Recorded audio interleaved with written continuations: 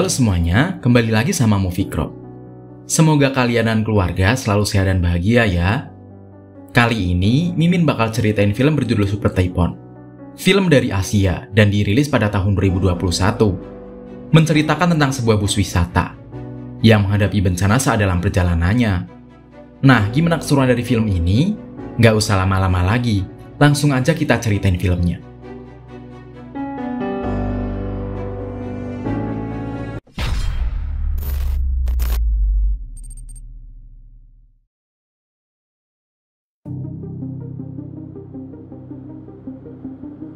Di awal film, kita akan diperlihatkan di seluruh dunia terkena bencana alam yang disebabkan oleh angin topan. Setelah itu, scene berpindah kepada para nelayan di lautan. Di sini mereka mendapatkan ikan yang sudah mati. Mereka pun mengira bahwa ikan itu terkena hipoksia. Hipoksia adalah kurangnya oksigen untuk mempertahankan fungsi tubuh, sehingga ikan itu mati. Setelah itu, mereka mendapatkan informasi lewat radio bahwa akan ada badai angin topan. Tidak lama kemudian, mereka pun melihat angin topan itu. Di samping itu mereka juga diterjang tsunami yang diakibatkan angin topan itu.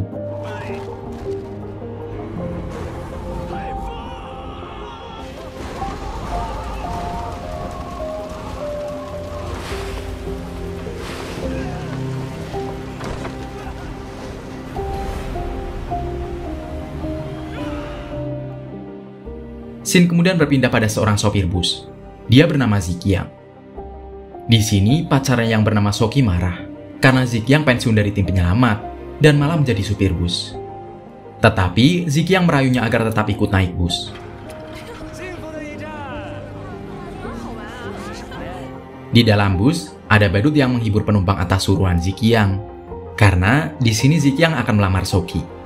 Badut itu pun membacakan kata-kata Zikyang untuk Soki.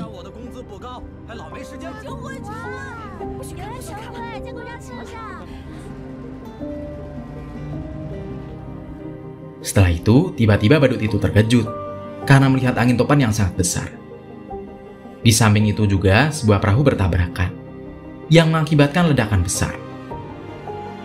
Zikyang pun menyuruh penumpang memakai sabuk pengaman, dan Zikyang melajukan busnya dengan kecepatan yang sangat tinggi agar terhindar dari angin topan itu.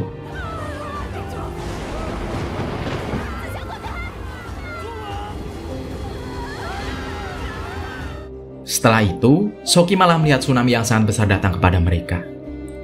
Untungnya mereka bisa selamat. Tetapi bencana tidak sampai di situ. Mereka kembali terkena longsor, yang mengakibatkan ban mobil itu bocor, sehingga mobil itu pun terjun ke dalam jurang.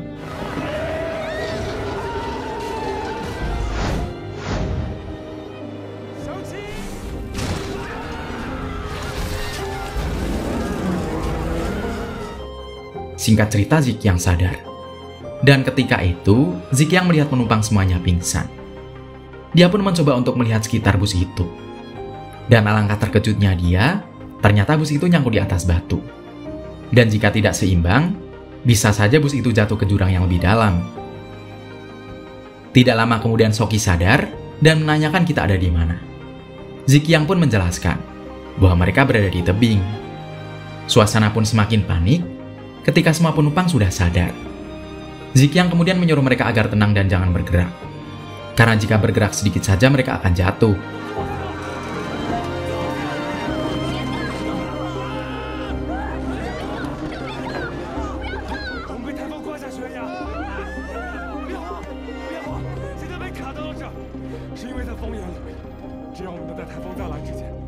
Tetapi para penumpang malah menyalahkan Zikyang, sehingga Soki membela Zikyang dan mengatakan bahwa dia bukan sopir gadungan. Dia adalah seorang tim penyelamat yang handal. Demi menolong orang lain, lengannya dipaku 7 paku. Sehingga, akhirnya sekarang dia menjadi supir bus.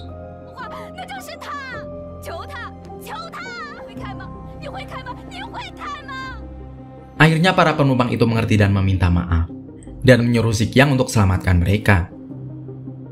Zikyang punya rencana untuk membuat tali dan memasang ke atas tebing sendirian. Dan setelah itu para penumpang bergiliran naik.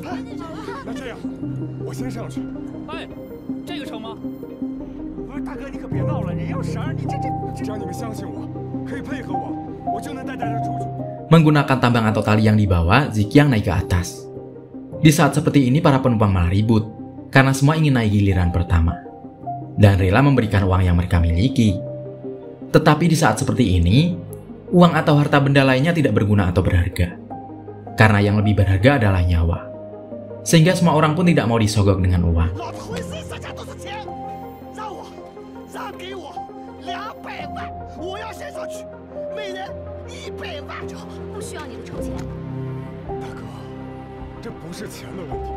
Setelah itu, Ziqiang pun naik ke atas. Dengan susah payah, akhirnya Ziqiang berhasil sampai dengan selamat.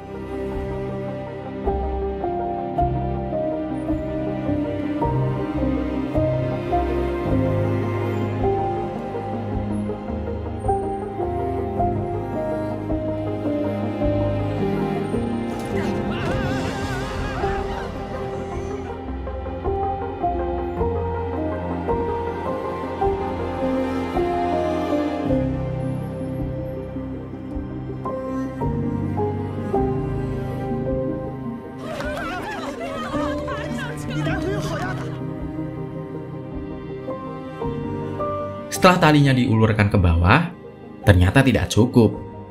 Akhirnya mereka menyambungnya dengan ikat pinggang, sehingga satu persatu akhirnya mereka bisa naik ke atas.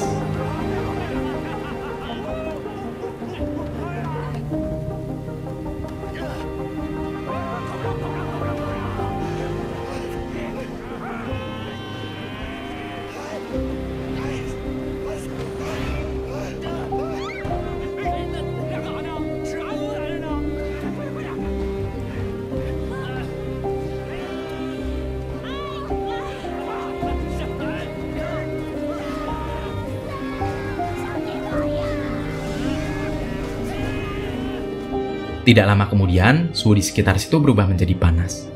Sehingga air hujan yang turun pun juga panas. Kejadian ini diakibatkan udara dingin yang dibawa angin topan dan tenggelam dengan cepat. Di bawah pengaruh tekanan udara sangat rendah, sehingga suhu akan naik dan panas. Akibatnya, yang belum naik ke atas malah rebutan untuk naik. Sampai-sampai mereka pun malah berkelahi. Tetapi pada akhirnya, mereka pun naik berdua. Ziqiang melihat bus itu tidak seimbang, sehingga dia kembali melompat untuk menyeimbangkan bus, dan kemudian menyelamatkan Shoki. Di saat itu Shoki hampir saja terjatuh. Untungnya dia diselamatkan oleh Ziqiang. Dan akhirnya, mereka pun berhasil menggapai tali itu, sebelum akhirnya bus itu terjatuh. Ketika mereka berdua ditarik, tiba-tiba talinya putus. Untung saja Ziqiang masih bisa menggapai ranting pohon yang ada di tebing itu. Ziqiang kemudian menyuruh Shoki untuk naik. Namun tiba-tiba ranting yang dipegang oleh Ziqiang patah. Tapi akhirnya dia masih tetap selamat dengan cara memanjat tebing itu. Ternyata Ziqiang juga mantan atlet panjat tebing, sehingga dengan mudah dia bisa menaiki tebing ini. Setelah semuanya selamat naik ke atas, salah seorang penumpang mengatakan bahwa topan susulan akan datang dan tempat mereka memasuki lingkaran angin topan itu, sehingga menyuruh mereka untuk bersembunyi di bunker atau di goa. Ketika mereka sedang mencari tempat pelindungan, penumpang wanita berbaju pink ini tidak sengaja menemukan goa. Dan akhirnya mereka pun masuk goa itu. Tidak lama kemudian, ada gempa yang menyebabkan goa itu roboh, sehingga mereka pun berlari ke goa yang lebih aman. Dan mereka pun terkurung di dalam goa itu.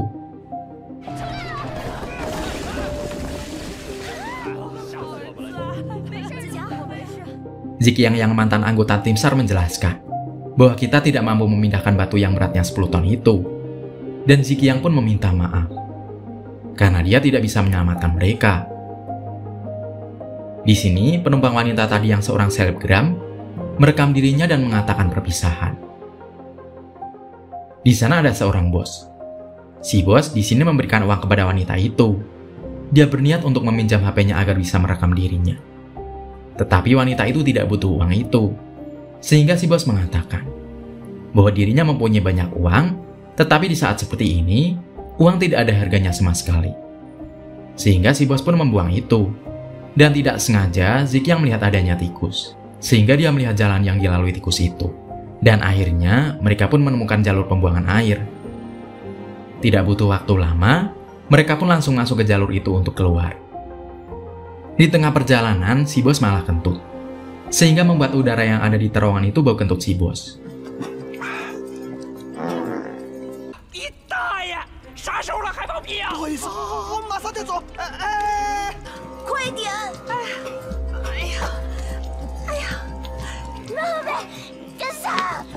Hal itu membuat beberapa orang tepar, dan beberapa orang lainnya hanya terbawa suasana menikmati udara di sana.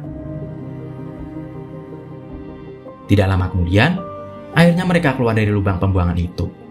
Tetapi di luar ternyata sedang terjadi angin topan, sehingga mereka masuk ke dalam ruangan sebuah pagoda untuk berlindung.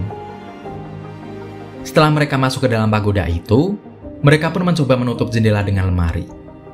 Tetapi karena angin topan yang sangat kencang, membuat kaca ruangan itu pecah dan atapnya terbawa angin, sehingga mereka mencoba berlindung di bawah meja.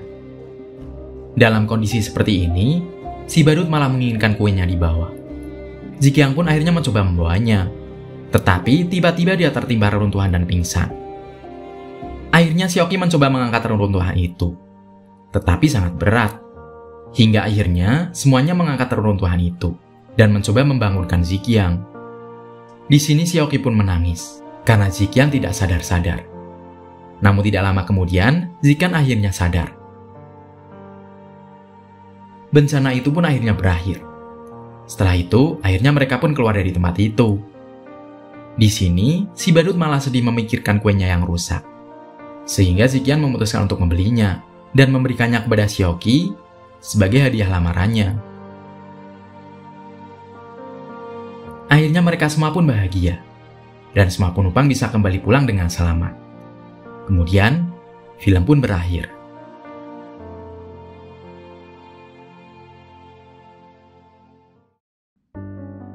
Jika kalian mencintai seseorang, perjuangkanlah hingga akhir. Yakinlah, jika dia adalah jodoh yang dikirimkan Tuhan untukmu. Perkara hasilnya itu jodohmu atau bukan, abaikan terlebih dahulu. Peduli terhadap seseorang juga sangat penting. Secara tidak langsung, orang yang kamu cintai akan yakin bahwa kamu adalah orang yang tepat untuknya. Karena orang lain aja dipeduliin, apalagi dirinya. Kemudian pesan yang paling penting, jangan nyewa badut saat acara lamaran. Film ini memang sangat singkat, namun memiliki makna yang sangat baik untuk kita dapatkan. Nah, menurut kamu, pesan moral apa yang dapat kamu petik dari film ini? Dan seperti biasa nih, dari 1 sampai 10, berapa nilai yang mau kamu kasih buat film ini? Tulis pendapatmu di kolom komentar ya.